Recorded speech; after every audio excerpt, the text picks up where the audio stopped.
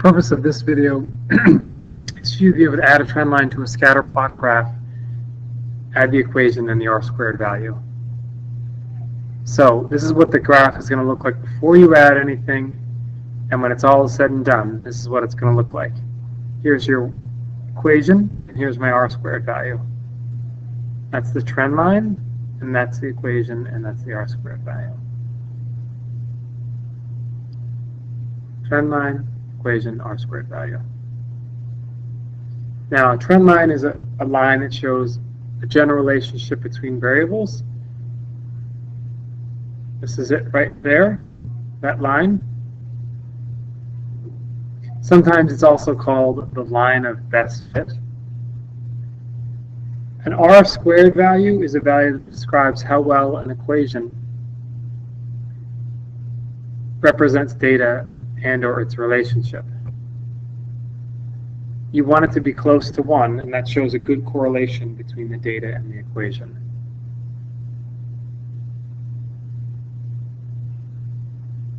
Now, here's my exemplar, and here's my example. My r-squared value is 0.85. It's pretty good. So the computer is basically saying, like, hey, this equation fits these points relatively well.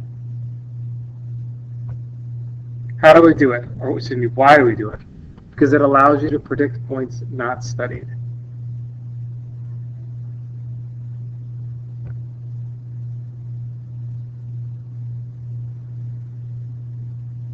So, using this equation, now, I could figure out what that value is, that value, or that value, when I only started with 1, 2, 3, 4 values. So how to do it? Well, the first thing you're going to do is you're going to create a scatter plot, and then under the Customation tab, or Custom tab, Customize, on the right side, you're going to click on it, and this is an advanced edit or within edit, and you're going to scroll down, and there's going to be a trend line box that you're going to click or check off as if it were.